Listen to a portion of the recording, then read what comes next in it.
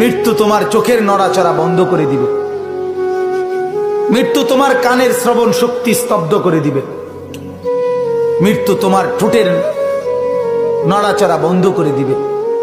মৃত্যু তোমার জবানের শব্দ উচ্চারণ আওয়াজ বন্ধ করে দিবে। মৃত্যু তোমাকে তোমার কণ্ঠস্বর স্তব্ধ করে দিবে।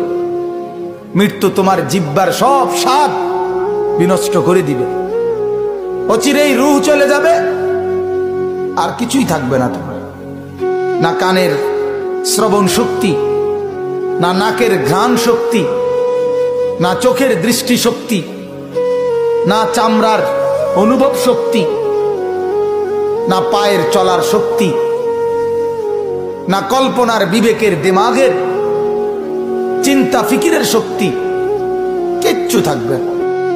আল্লাহর নবী এটাই বলছেন, সব কিছু নষ্ট করে দেয়, মিনিটে স্তব্ধ করে দেয় যেই জিনিস, সেই মৃত্যুকে বারবার স্মরণ করো, বারবার স্মরণ করো, বারবার স্মরণ করো।